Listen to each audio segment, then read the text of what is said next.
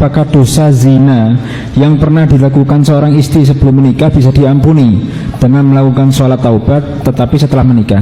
Apakah 8 pintu surga seorang istri masih terbuka karena dosa tersebut, Buya? Mohon penjelasannya. Baik, masalah zina, semoga Allah menjauhkan kita dari zina. Zina itu kehinaan, hanya orang rendah yang berzina. Maka jika ada seorang hamba teruji dengan perzinaan, maka dia telah terendahkan. Susah melakukan zina kecuali bagi orang rendah. Semoga yang pernah kepleset dalam zina Allah ampuni dan Allah beri kesadaran. Sebelumnya saya kasih kisah. Ada namanya Hindun, Sayyidah Hindun. Itu adalah seorang wanita yang pernah menyuruh Wahsy membunuh Sayyidina Hamzah.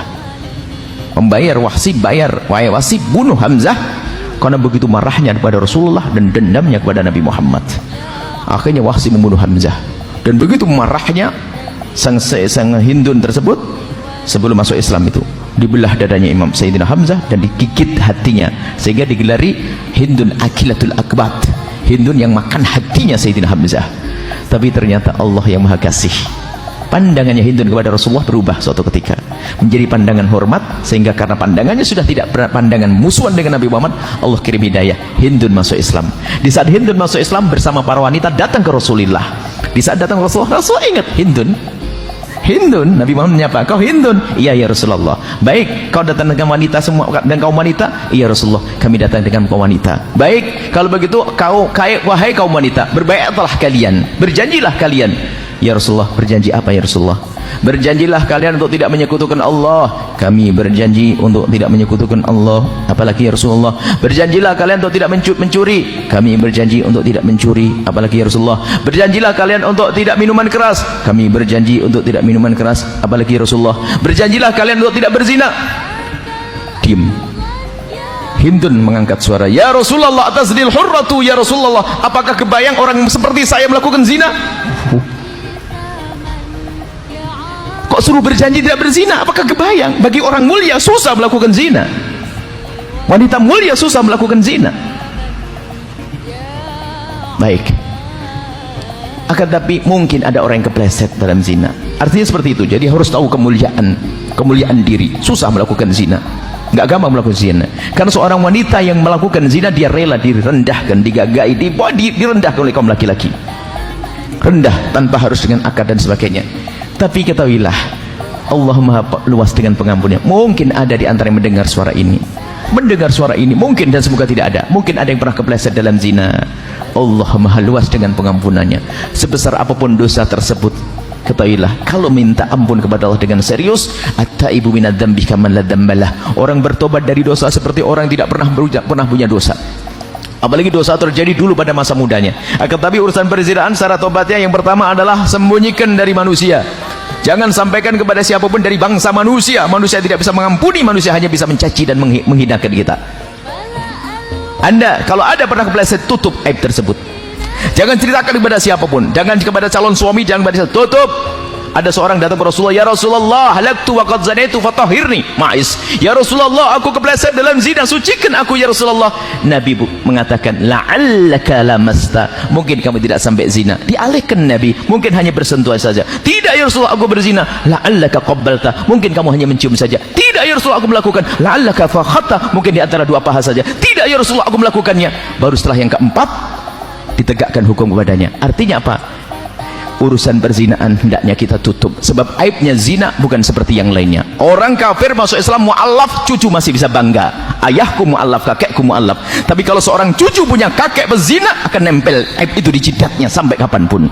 Maka takutlah kepada zina. Ada pintu halal, kenapa harus masuk zina? Tapi apapun bentuknya, mungkin ada orang yang pernah kepleset dalam zina. Anda bertobat, minta ampun kepada Allah. Syarat tobat yang pertama urusan zina, jangan cerita kepada siapapun dari bangsa manusia. Kalau Anda pernah bercerita, sudah cukup, untuk dia saja yang tahu, selebihnya jangan. Kemudian setelah itu mengadulah di tengah malam kepada Allah dengan tetesan air mata. Sebab-sebabnya menjadikan Anda terjatuh zina, Anda jauhkan semuanya. Kalau Anda menyesal dengan sungguh-sungguh, maka ketahuilah, at-taibu minadz-dzambi kaman la dzambalah. Orang bertobat dari dosa seperti orang tidak pernah punya dosa. Maka yang pernah kepleset dalam zina, jangan kecil hati. Allah Maha luas dengan pengampunannya.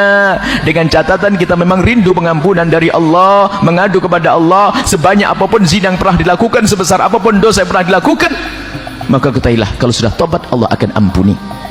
Allah akan ampuni.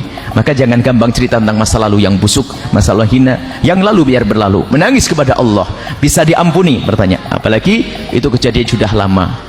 Akan tapi lebih dari itu yang perlu kami ingatkan, yang sudah menikah, seorang wanita zaman ini kami mendapatkan pengaduan mengerikan sekali, wanita-wanita gara-gara ada WA grup teman SMA mulai tergoda keluar dari kesetiaan kepada suaminya. Ini banyak, ada yang terjadi.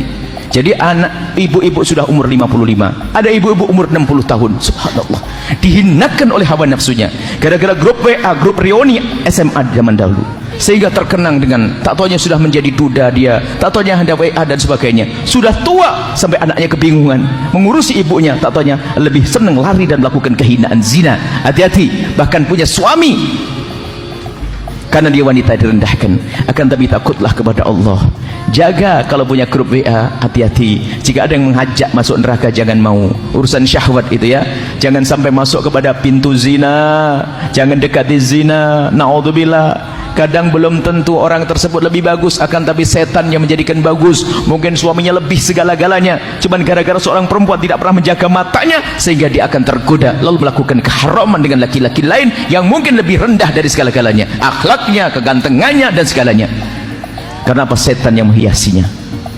Takutlah ini masalah ini. Banyak pengaduan-pengaduan seorang istri, bahkan seorang istri yang ngadu dengan dirinya sendiri yang mengadu.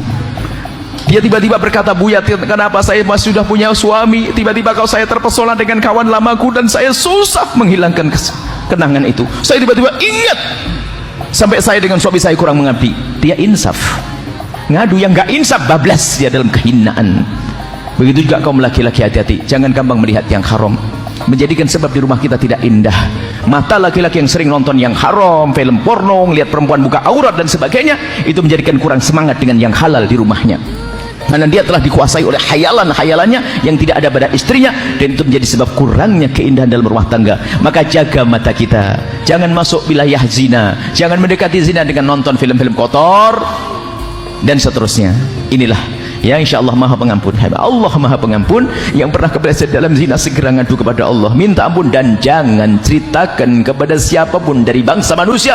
Cukup antara anda dengan Allah, selesai. Bahkan tidak disunahkan kalau seandainya ada negara Islam, tidak disunahkan kita ikrar untuk dicambuk dan dirajam, nggak disunahkan. Disunahkan untuk menutup. Kenapa? Ini lebih aman. Kenapa? Dia tidak hidup sendiri. Agar apa? Agar anaknya tetap terhormat, agar keluarganya tidak tetap terhormat. Tapi kalau sudah dia dirajam, biarpun dirajam itu masuk surga, maka keluarganya akan berkata, "Oh, nenekmu ya itu, ibumu ya itu." Di zaman sekarang tidak mustahil ada orang merendahkan. Pada zaman Nabi ada. Waktu kisah Ghamidiyah itu, setelah dirajam oleh Rasulullah, mati dirajam, ada sebagian berkata, mati dalam keadaan dirajam karena zina, direndahkan. Nabi marah. Kalau seandainya ditimbang tobatnya perempuan ini dengan amalnya ahli Madinah, niscaya lebih besar beratnya tobatnya wanita ini. Artinya tidak boleh direndahkan kalau orang bertobat. Hati-hati. Kemudian setelah itu, tolong jangan sekali-kali membicarakan orang berzina, menggunjing orang berzina, dosanya besar sekali. Naudzubillah. Khawatir kita diuji oleh Allah dengan kehinaan yang serupa. Kalau anda mendengar berita perzinahan, bahkan kalau ada orang bercerita kepada anda tentang perzinahan, tutup, biar kita saja yang tahu, selesai, jangan cerita ke siapapun. Inilah cara bertobat dari zina. Semoga Allah menjauhkan kita dari zina. Ada pintu halal, ada cara nikah yang gampang. Kalau belum berani resepsi, ya yang gratisan, ya nggak pakai resepsi dulu lah, yang penting beli ayam kayak gitu sudah beres. Jangan masuk wilayah zina. Hati-hati ya, zina adalah hina dan hina. Pintu halal mudah. Kalau ada yang menikah hari ini, tak nikahkan depan Habib Syahlan, langsung nikah Habib.